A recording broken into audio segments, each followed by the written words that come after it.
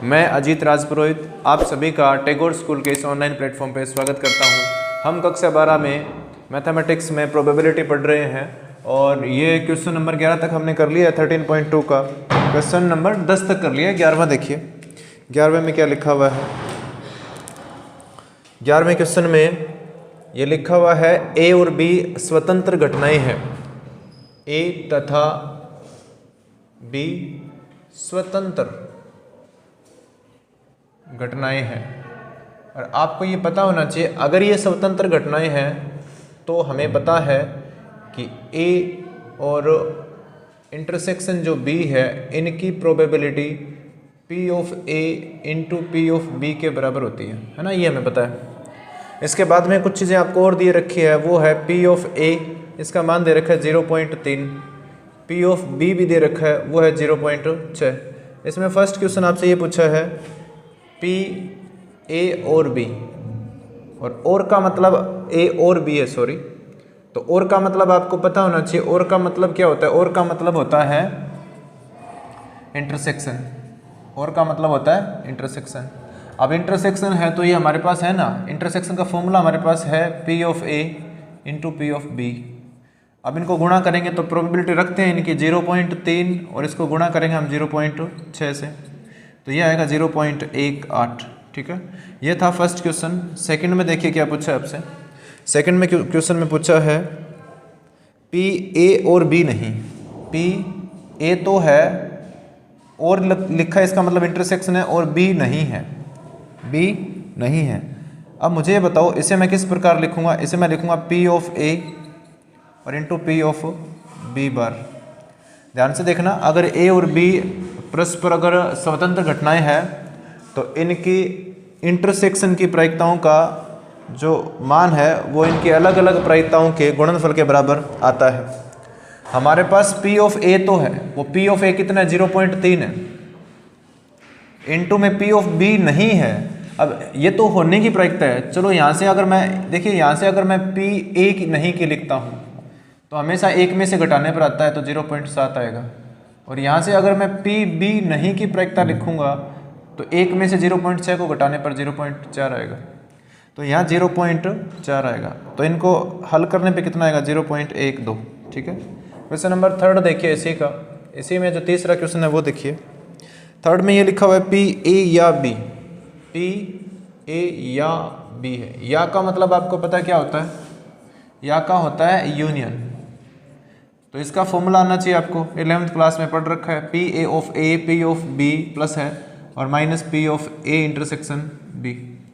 अब आपके पास इंटरसेक्शन की प्रायिकता है क्या, है हमारे पास, ये देखो ये इंटरसेक्शन की प्रायिकता है हमारे पास। पी ऑफ ए कितना है 0.3 है, पी ऑफ बी 0.6 है, और इसमें से 0.18 को हम घटाएंगे तो ये हमारे पास आएगा 0.9। इसके साथ मैं 0 भी लिख सकता हूँ, माइनस 0.18, और इनको घटाएंगे तो ये आएगा 2 और यहाँ आएगा 7, तो 0.72। क्वेश्चन नंबर 4 में देखिए क्या लिखा हुआ है। इसमें लिख रखा है ए और बी में कोई भी नहीं, ए और बी में कोई भी नहीं। इसका मतलब ये हुआ कि ए भी नहीं है और बी भी नहीं है। और का मतलब यूनियन, सॉरी इंटरसेक्शन होगा, ये गलत लिखा है मैंने, यहाँ क्या होगा इंटरसेक्शन आएगा। और का मतलब होता है इंटरसेक्शन। एक बार फिर से देख लेना, इसमें लिखा हुआ है पी ए और बी नहीं, इसका मतलब ए और बी दोनों ही नहीं है। ठीक है, तो ये आपने इसमें डी मॉर्गन थ्योरम पढ़ रखी है। तो डी मॉर्गन थ्योरम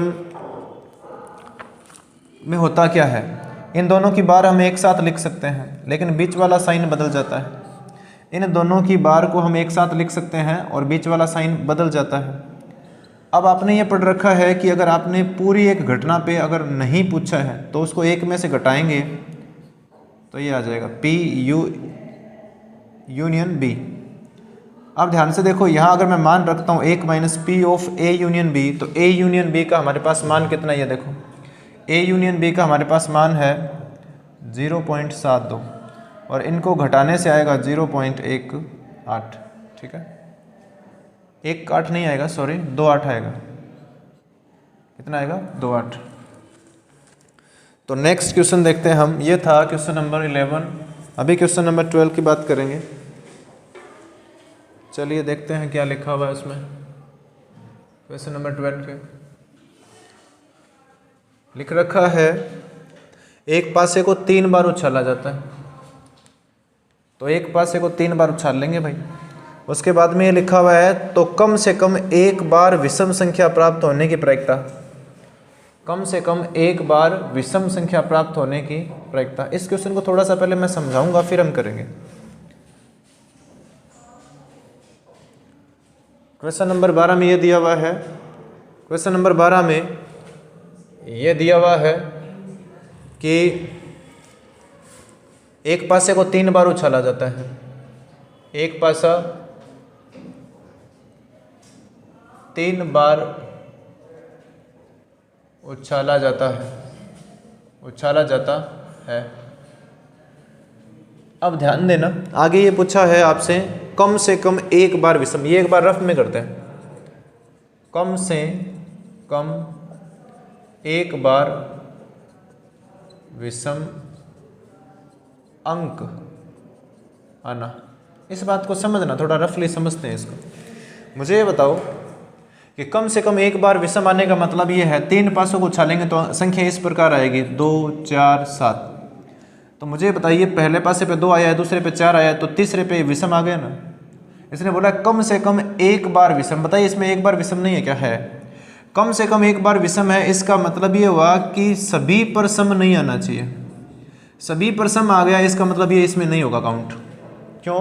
क्योंकि इसने बोला है कम से कम एक बार विषम होना चाहिए, तो इसमें तो सभी सम है। तो एक काम करते हैं, तो ध्यान से देखना, एक और बताता हूँ। कम से कम एक बार बोला है तो बताइए अगर 2 संख्याएं विषम आ जाती है तो क्या ये इसमें काउंट होगा क्या? ये तो होगा, क्योंकि इसने बोला कम से कम एक बार विषम। तो बताइए इसमें एक बार विषम नहीं है क्या? है। अगर तीनों संख्याएं भी अगर विषम आ जाती है, तीनों संख्याएं भी अगर विषम आ जाती है तो ये भी इसमें काउंट होगा। लेकिन अगर तीनों सम आ जाती है तो वो इसमें काउंट नहीं होंगे। तो हम एक काम करते हैं, पहले हम तीनों संख्याएं सम होने की प्रायिकता निकालेंगे और उसको मैं अगर 1 से घटाऊंगा तो वो सम वाली अलग हो जाएगी और बाकी सारी अलग बच जाएगी। ये हमने पढ़ रखा है। जैसे अगर सिंपल एग्जांपल ये बताऊं, मैं आपसे ये पूछा है कि एक पासा उछाला है। क्या उछाला है? एक पासा। तो एक पासे को उछालने पर 1 2 3 4 5 6 ये अंक आते हैं। अगर मैं ये बोलूं कि 2 से बड़ी संख्याएं आने की प्रायिकता, तो 2 से बड़ी संख्या ये है। 2 से बड़ी संख्या कौन सी है? 3 4 5 और 6। तो क्या मैं इसे इस प्रकार निकाल सकता हूँ? इसी बात को मैं इस प्रकार निकाल सकता हूँ। अभी मैंने बोला कि 2 से बड़ी संख्याएं, लेकिन मैं इसको इस प्रकार भी तो निकाल सकता हूँ कि जो 2 से बड़ी संख्याएं नहीं है उनको हम घटा देते हैं। 1 में से 2 से बड़ी संख्याएं कौन सी नहीं है? तो 1 और 2 2 से बड़ी नहीं है। इनको अगर मैं घटाता हूँ, ये खुद कितने हैं? 2, और प्रायिकता कितनी आएगी? 2/6। तो यहाँ से आंसर आएगा, वो आएगा 2/3। क्यों? क्योंकि 6 में से अगर आप 2 को घटाते हो तो आएगा 4/6 और इसको काटने पर 2/3 ही आएगा। ध्यान से सीखना, अगर ऐसे आंसर 2/3 आया है तो अभी हम सीधा तरीका करें कि हमारे अनुकूल घटनाएं कितनी है? 4, और कुल कितनी है? 6। तो यहाँ से भी तो 2/3 आ रहा है। तो हमने ये सीखा कि अगर हम सीधी प्रायिकता निकालते हैं, जैसे एक घटना के घटित होने की प्रायिकता को हम PE बोलते हैं, तो उसी घटना के घटित नहीं होने की प्रायिकता को हम PE बार बोलते हैं और उसको घटित होने की प्रायिकता को 1 में से घटाते हैं। तो आपको ये बोला गया है कि कम से कम एक विषम अंक आना चाहिए, लेकिन मैं क्या करूंगा? तीनों विषम अंक आने की प्रायिकता पहले निकालूंगा, है ना। हम घटना घटित नहीं होने की प्रायिकता निकाल लेंगे पहले और उसको 1 में से घटाएंगे तो घटना घटित होने की आ जाएगी। तो ध्यान से देखो कि 2 सम संख्या, अभी है ना, इसमें प्रायिकता बहुत ज़्यादा हो सकती है। ध्यान से सीखना, 2 नहीं 3 है। 3 पासों को उछालने पर तीनों पर सम अंक आने की प्रायिकता निकालते हैं हम। तीनों पर सम अंक आने की प्रायिकता, और उसको 1 में से घटाएंगे तो वो आ जाएगी विषम अंक आने की, कम से कम एक विषम अंक आने की प्रायिकता। ध्यान से देखना, अगर मैं ये बोलूं, मान लीजिए प्रथम पासे पर सम अंक आने की प्रायिकता, तो पहले तो ये आपको पता होना चाहिए कि जब एक बार पासा उछालते हैं तो उसमें सम अंक कितना होता है? 2 4 और 6। तो वो कितने हो गए? 3 अंक, और कुल कितने होते हैं? 6। तो एक पासे को उछालने पर प्रायिकता आएगी 1/2। तो अब ध्यान देना, तीनों पासों पर सम अंक आने की प्रायिकता। तो पहले तो आपको ये पता होना चाहिए तीनों पासे स्वतंत्र घटनाएं हैं, क्योंकि एक पासा जब उछलता है तो उससे दूसरे पे कोई फर्क नहीं पड़ता है, वो उसको प्रभावित नहीं करता है। तो हम यहाँ तीनों की प्रायिकताओं को गुणा कर सकते हैं। ये आपने सीखा होगा कि पी ए इंटरसेक्शन बी है, अगर ये ए और बी स्वतंत्र घटना है तो पी ऑफ ए और हम इंटू पी ऑफ बी लिखते हैं। अब यहाँ तीन घटनाएं आ गई तो P of A intersection B intersection C, तो ये आएगा P of A, P of B और पी ऑफ सी। यहाँ ए बी सी तीनों क्या है, घटनाएं कौन सी है, पासों को उछालना है। लेकिन ए पहला जो पास है उसको उछालने पे बी और सी पे कोई फर्क नहीं पड़ता, बी को उछालने पर ए और सी पे कोई फर्क नहीं पड़ता, तो मैं तीनों को गुणा करके लिखूंगा। तो अगर एक पासे को उछालने पर प्रायिकता 1/2 है तो दूसरे और तीसरे को उछालने पर भी कितनी आएगी, 1/2 1/2, तो गुणा 1/2 और गुणा 1/2। तो तीन पासों को उछालने पर सम अंक आने की प्रायिकता होगी 1/8। ध्यान से देखना, लेकिन इसने बोला है कि सम अंक नहीं आना चाहिए। मैं दो बातें लिखता हूँ, ध्यान से देखना, वो दोनों का मतलब एक ही होगा। तो मैं लिखूंगा कम से कम एक विषम अंक आना, या इसी बात को मैं लिखता हूं अर्थात कोई भी सम अंक नहीं आना। ध्यान देखना, कोई भी सम अंक नहीं, या तीनों सम अंक नहीं आना, अर्थात कोई भी मत लिखो, तीनों सम अंक नहीं आना। मुझे ये बताओ, अगर तीनों सम नहीं आएंगे इसका मतलब कोई ना कोई तो विषम होगा। ध्यान से सीख लेना इसे कि तीनों जब सम नहीं आएंगे, जैसे दो सम आ गए पर तीसरा सम नहीं आया, तो ये देखिए विषम आ गया ना, इसमें कम से कम एक विषम है। तो तीनों सम नहीं आना एक ही बात है, कम से कम एक विषम आना और तीनों सम अंक नहीं आना एक ही बात है। हमारे पास सम अंक आने की प्रायिकता है और ये निकालनी कौन सी है, नहीं आने की। तो हम लिखेंगे 1 - 1/8, तो ये आएगा। और यहाँ फॉर्मूला कौन सा लगा है, वो है अगर आपके पास घटना घटित नहीं होने की प्रायिकता निकालनी है तो एक में से घटना घटित होने की प्रायिकता को हम घटाएंगे, ये आएगा 7/8। तो सिंपल बात बस यही है कि तीन पासों को उछालने पर कम से कम एक अंक विषम आने की प्रायिकता क्या होगी, 7/8 होगी। ठीक है, अच्छा क्वेश्चन है, एग्जाम में आया हुआ है। क्वेश्चन नंबर 13 की बात करेंगे हम।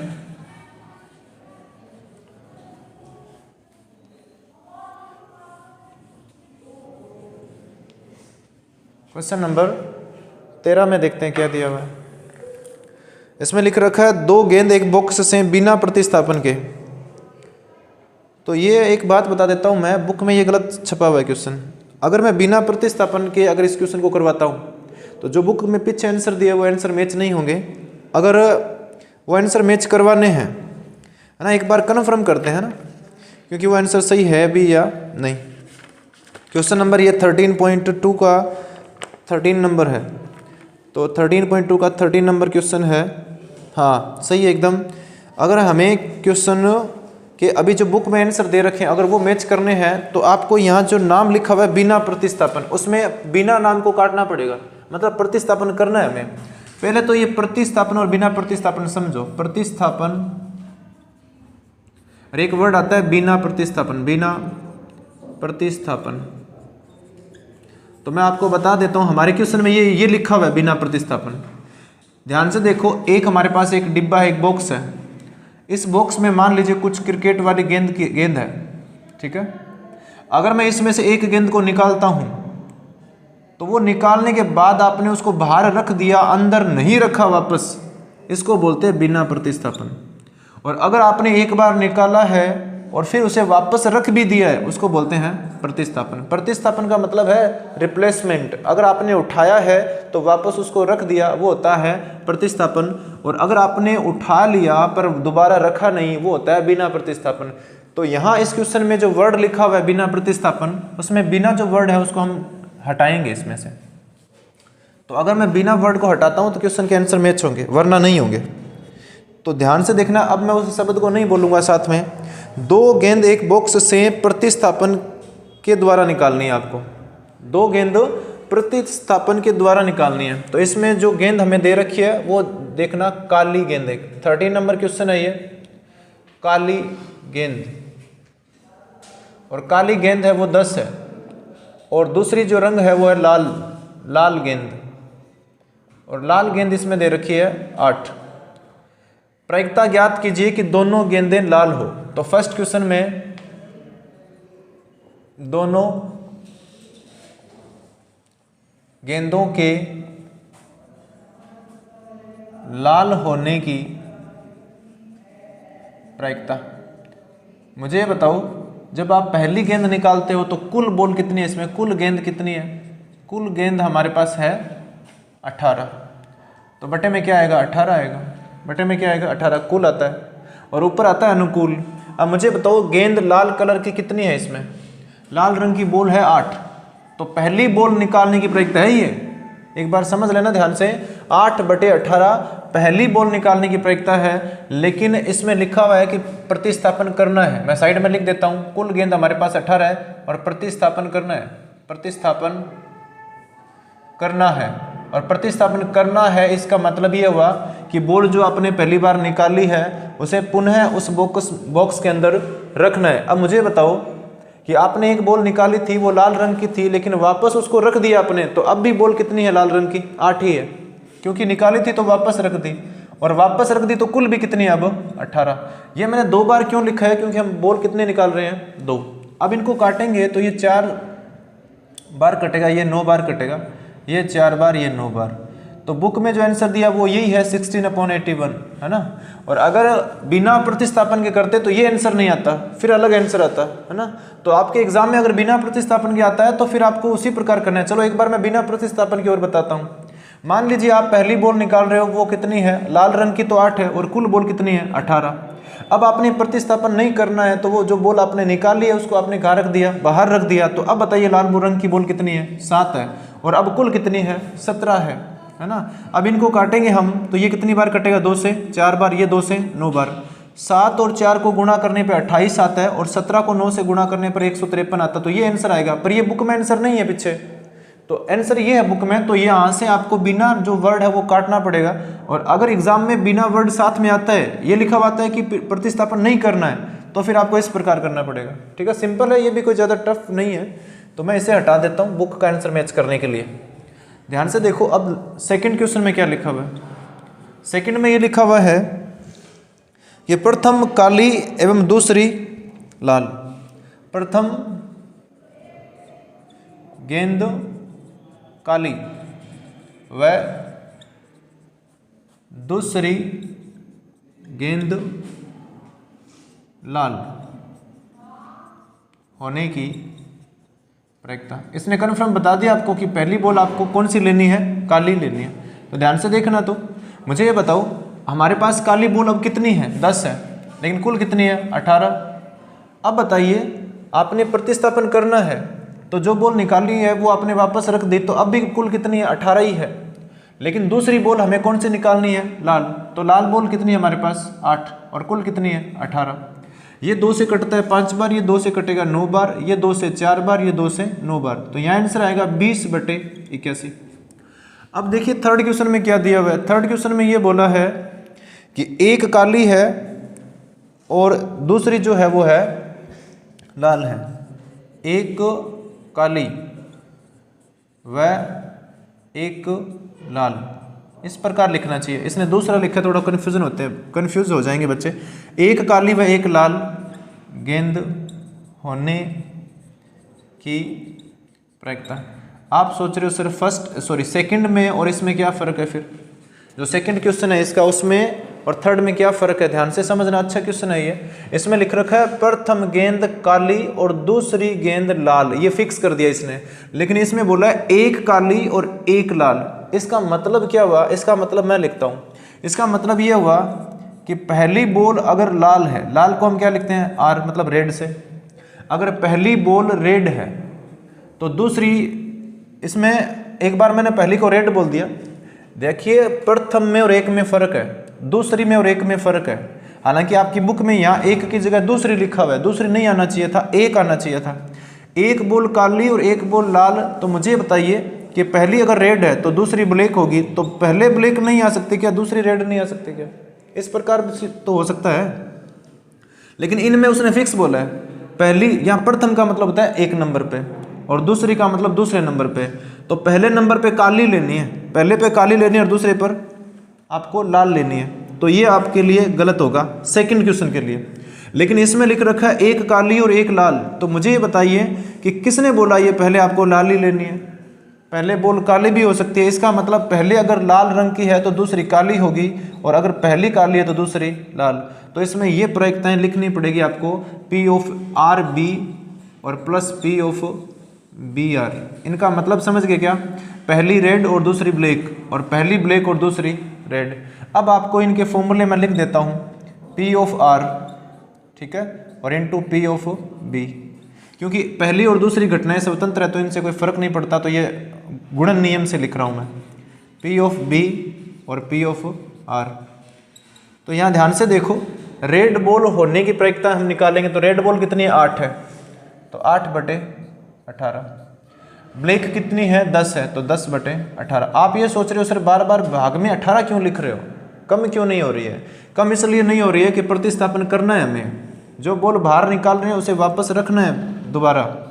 ब्लैक बॉल कितनी है हमारे पास 10 है, और बटे में क्या आएगा 18, और प्लस 8/18, सॉरी इंटू आएगा यहाँ पर। अब इसमें देखो ये आएगा, हाँ 10 कटता है 5 बार और ये कटेगा 9 बार, इसी प्रकार ये 4 बार और ये 9 बार, तो ये 5 चौके 20/81, और ये भी कितना होगा 20/81, तो ये फाइनली आएगा 40/81। ठीक है, तो यहाँ ये 2 क्वेश्चन है ना, इनमें बच्चे कंफ्यूज होते हैं। कंफ्यूज आपको होना नहीं है, यहाँ प्रथम बॉल फिक्स है कि आपको पहले रेड ही लेनी है, पहली बॉल रेड लेनी है और दूसरी ब्लैक लेनी है। लेकिन इस क्वेश्चन में यहाँ नहीं लिखा हुआ है कि आपको प्रथम काली लेनी है, इसने बोला एक बॉल काली लेनी है, तो वो आप बाद में भी तो ले सकते हो ना, इसलिए बोल रहा हूँ।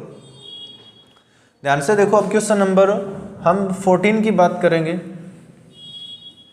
प्रायिकता में पूरा खेल जो होता है वो शब्दों का होता है, इनको आपको ध्यान से समझना होगा कि एक लिखा है या प्रथम लिखा है। ठीक है, जब प्रथम लिखा है तो उसको पहले लेना पड़ेगा, और जब एक लिखा है तो उसको आप बाद में भी ले सकते हो। क्वेश्चन नंबर 14 की बात करेंगे, इसमें ये लिखा हुआ है, क्वेश्चन नंबर 14 में लिखा हुआ है, एक विशेष समस्या को ए और बी द्वारा स्वतंत्र रूप से हल करने की प्रायिकताएं।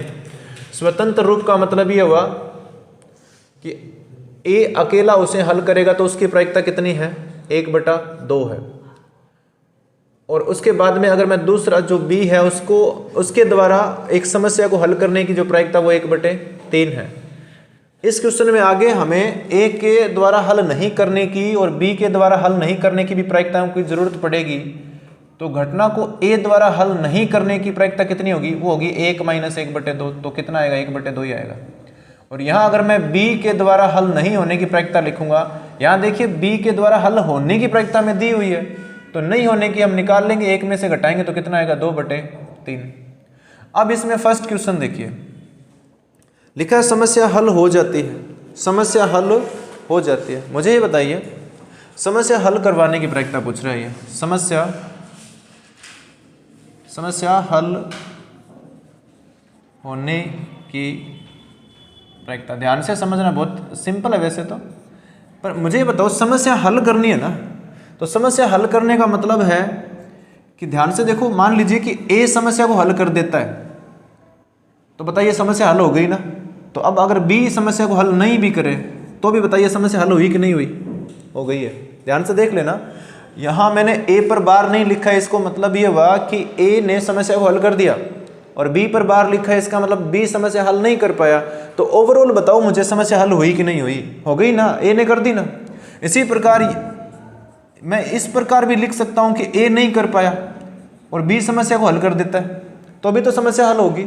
इसी प्रकार मुझे बताओ ए समस्या को हल कर देता है और बी भी समस्या को हल कर देता है, तो अभी तो समस्या हल हो गई।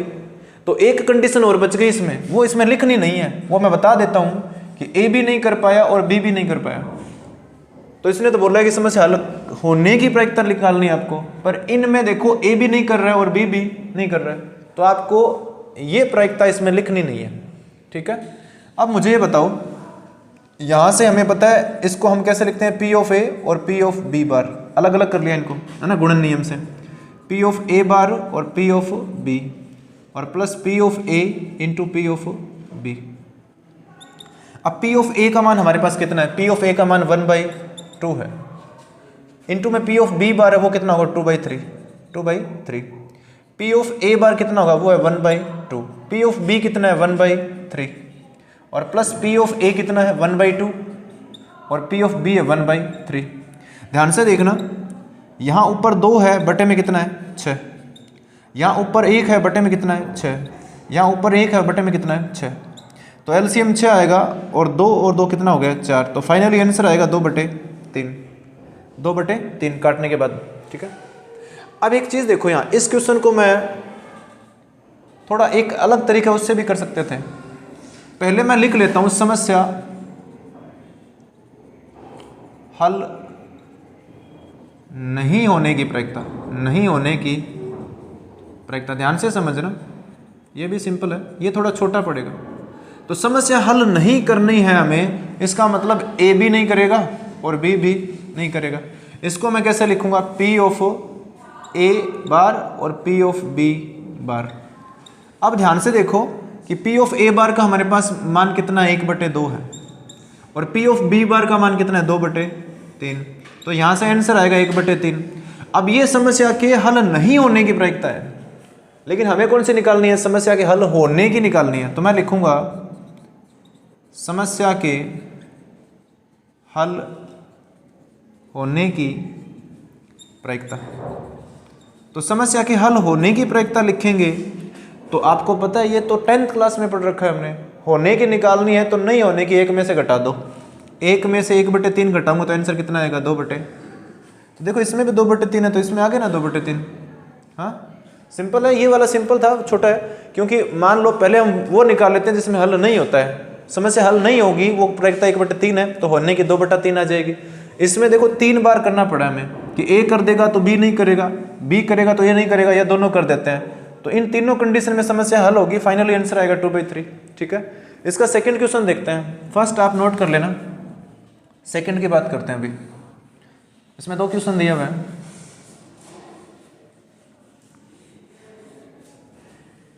ये एक्सरसाइज खत्म होने के बाद में हम जो बोर्ड एग्जाम है आपका, उसके जो ब्लूप्रिंट गवर्नमेंट है ना बनाती है, उसके आधार पे मॉडल पेपर करेंगे।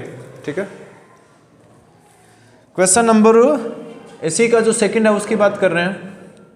उसमें लिखा हुआ है उनमें से तथ्यतः, तो मैं थोड़ा शॉर्ट लिखता हूं, तथ्यतः कोई एक समस्या हल कर लेता है, कोई एक समस्या हल करता है। तो कोई एक का मतलब हुआ कोई एक समस्या हल करता है, इसका मतलब ध्यान से देखो, तथ्यतः का मतलब होता है या तो ए करेगा तो बी नहीं करेगा और बी करेगा तो ए नहीं करेगा। तो इसको हम लिखेंगे ए समस्या को हल कर लेता है पर बी नहीं कर पाता है, या फिर ए नहीं करता है तो बी कर लेता है। तो तथ्यता का मतलब है केवल ए समस्या को हल करेगा तो बी नहीं करेगा और बी समस्या को हल करेगा तो ए नहीं करेगा। अब इसको हम गुणन नियम से इस प्रकार लिखेंगे, P of A into P of B bar और plus P of A bar into P of B. P of A का मान हमारे पास कितना है 1/2 है और पी ऑफ बी बार का मान हमारे पास कितना है 2/3 है।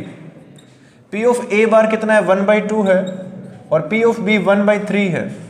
यहाँ से देखिए एलसीएम 6 आएगा, ऊपर 2 और यहाँ पे कितना है 1, तो ये आएगा 3/6 और आंसर फाइनली आएगा 1/2। ठीक है, तो ये था क्वेश्चन नंबर 14।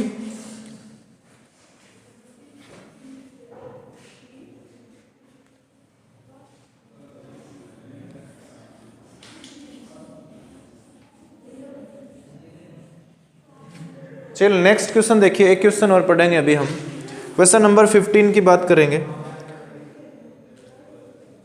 और 15 में देखिए क्या लिखा हुआ है, ताश के 52 पत्तों की एक सुमिश्रित गड्डी से एक पत्ता यादृच्छा निकाला जाता है। सिंपल बात ये आप लोग को पता है, प्ले कार्ड में 52 कार्ड्स होते हैं और उनमें से है ना जब हम मार्केट से खरीद कर लाते हैं तो वो है ना सेम पत्ते साथ साथ होते हैं, जैसे सभी पान के पत्ते एक साथ होते हैं, इसी प्रकार हुक्म के पत्ते एक साथ होते हैं। लेकिन इसने बोला है कि मिश्रित करना है ना, हमने अपनी मारवाड़ी भाषा में बोलते हैं कि ताश को पीसना है ना, और उसको एक वर्ड हिंदी में आता है ताश को फेंटना है, बुक में लिखा हुआ आता है, तो मिश्रित करके रखना आपको। फिर आगे लिखा हुआ है निम्नलिखित में से किन दशाओं में घटनाएं ई और एफ स्वतंत्र है। आपको ये चेक करना है कि ई और वह एफ वो स्वतंत्र है या नहीं है। तो पहले आपको इसका कॉन्सेप्ट आना चाहिए। कॉन्सेप्ट ये है कि ई और एफ की जो इंटरसेक्शन की प्रोबेबिलिटी है वो प्रोबेबिलिटी ई और एफ की अलग अलग प्रोबेबिलिटी के गुणा के बराबर आना चाहिए। तो ध्यान से देखना, यहाँ मैं फर्स्ट अगर बात करूँ फर्स्ट क्वेश्चन की, तो इसमें निकाला गया पत्ता हुक्म का है, निकाला गया पत्ता हुक्म का है, ठीक है, निकाला गया पत्ता हुक्म का है। ये मान लीजिए आपकी ए घटना है, तो बताइए ए की प्रायिकता अगर निकालते हैं तो मुझे बताओ एक ताश में हुक्म के पत्ते कितने होते हैं? 13 पत्ते, और कुल कितने हैं? 52। तो यहाँ से आंसर आएगा 1/4। तो प्रायिकता आएगी पी ए बराबर 1/4। अभी सेकंड घटना को मैं बी मानता हूँ, इसमें लिखा निकाला गया पत्ता इक्का है, निकाला गया पत्ता इक्का है। तो मुझे ये बताओ कि अगर मैं बी की प्रायिकता लिखता हूं तो बताइए एक ताश में इक्के कितने होते हैं? 4, और कुल पत्ते कितने हैं? 52। तो यहाँ से आंसर आएगा 1/13। अब अगर मैं ए और बी का इंटरसेक्शन निकालता हूं और उसकी प्रायिकता की बात करेंगे तो मुझे ये बताइए ए और बी का इंटरसेक्शन का मतलब ये हुआ कि पत्ता हुक्म का होना चाहिए और पत्ता इक्का भी होना चाहिए, यही तो हुआ ना इंटरसेक्शन। इंटरसेक्शन का मतलब है दोनों चीज होनी चाहिए, दोनों बातें एक साथ होनी चाहिए। तो पत्ता इक्का भी होना चाहिए और हुक्म का भी होना चाहिए। तो बताइए हुक्म के इक्का कितना होता है? एक ही होता है। हुक्म के जो इक्के हैं वो एक ही होता है, और कुल पत्ते कितने हैं? 52। एक बार फिर देख लो, यहाँ मैंने एक क्यों लिखा है? क्योंकि घटना ए और बी दोनों होनी चाहिए, तो हुक्म भी होना चाहिए और इक्का भी होना चाहिए। तो हुक्म का इक्का एक ही होता है, तो उसकी प्रायिकता 1/52। अब मैं यहाँ पी ऑफ ए और इंटू पी ऑफ बी निकालूंगा मैं। तो P ऑफ A का मान हमारे पास कितना है? 1/4, और P ऑफ B का मान हमारे पास कितना है? 1/13। तो यहाँ से आंसर आएगा 1/52।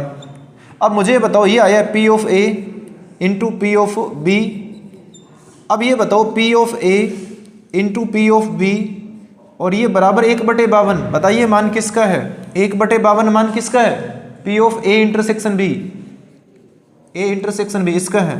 अब ये कंडीशन आ गई तो मैं लिख सकता हूँ यहाँ ए व बी घटनाएं ए व एफ मानो चाहे ए व बी मानो, स्वतंत्र घटनाएं हैं, स्वतंत्र घटनाएं हैं, ठीक है। ये था फर्स्ट क्वेश्चन। 15 का आप सेकंड देखिए, बस यही कॉन्सेप्ट रहेगा सेकंड में भी। क्वेश्चन नंबर 15 के सेकंड क्वेश्चन को देखते हैं हम। आपको बस अलग अलग प्रायिकता निकालनी है और इंटरसेक्शन की प्रायिकता निकालनी है। अलग अलग प्रायिकताओं का गुणनफल इंटरसेक्शन की प्रायिकता के गुणनफल के बराबर आता है, तो फिर ये होगी स्वतंत्र घटनाएं। दूसरा जो क्वेश्चन है उसमें ये लिखा हुआ है ई घटना, चलो ई मान लेते हैं इस बार। इसमें ये लिखा हुआ है कि मान लेते क्या है, इसमें दिया वो भी ई है, निकाला गया पत्ता काले रंग का है ना। तो मैं लिख देता हूँ पत्ते का काला होना, ये है। अब मुझे बताओ अगर मैं इसकी प्रायिकता निकालूंगा तो ताश में काले पत्ते कितने होते हैं? 26 होते हैं। काले पत्ते कितने होते हैं? 26, और कुल कितने होते हैं? 52। तो यहाँ से जो प्रायिकता आएगी वो आएगी 1/2। अगर दूसरी घटना की बात करते हैं, तो वो है निकाला गया पत्ता एक बादशाह है ना। निकाला गया पत्ता बादशाह है। तो पहले तो ये बताओ कि एक ताश की जो पूरी गड्डी होती है उसमें बादशाह कितने होते हैं? बादशाह होते हैं 4, तो 4, और कुल कितने पत्ते हैं? 52। तो यहाँ से आएगा 1/13। अब मुझे बताओ अगर आपको ई और एफ की इंटरसेक्शन की प्रायिकता निकालनी हो तो पहले तो ये बताओ दोनों घटनाओं का साथ होना होता है। तो सिंपल बात यह है कि पत्ता बादशाह भी होना चाहिए और वो काले रंग का भी होना चाहिए, है ना। पत्ता बादशाह होना चाहिए और उसका रंग कैसा होना चाहिए, काला। तो काले रंग के 2 बादशाह होते हैं, तो उसकी प्रायिकता आएगी 2/52। तो यहाँ से आंसर आएगा 1/26। अब मुझे बताओ कि हम PE और इंटू PF, अब अगर हम PE और PF की प्रायिकताओं का गुणा करते हैं तो यहाँ 1/26 है, सॉरी 1/2 है, और F की प्रायिकता 1/13 है। तो PE इंटू PF यह आएगा 1/26। अब मुझे ये बताओ कि वो 1/26 जो प्रायिकता आई है वो है किसकी, वो देखो यहाँ, वो है इंटरसेक्शन की प्रायिकता, E इंटरसेक्शन F की प्रायिकता है ये। और अगर ये आ गया तो हम बोल सकते हैं अतः E व F दोनों स्वतंत्र घटनाएं हैं। देखिए इसमें 3rd क्वेश्चन बच गया है। तो अभी लेक्चर का टाइम हो गया है, अभी मैं आपको 3rd क्वेश्चन नहीं करवा रहा हूँ। 3rd क्वेश्चन आपको अपने आप करना है, पर ये बता देता हूँ कि उसमें जब आप हल करोगे तो ये जो गुणन की है प्रोबेबिलिटी वो इसके बराबर नहीं आएगी, है ना। इसका मतलब वो स्वतंत्र घटनाएं 3rd में नहीं होगा। तो बाकी हम नेक्स्ट लेक्चर में पढ़ेंगे, तब तक के लिए आप देखते रहिए RNTS स्कूल सरदार सर। धन्यवाद।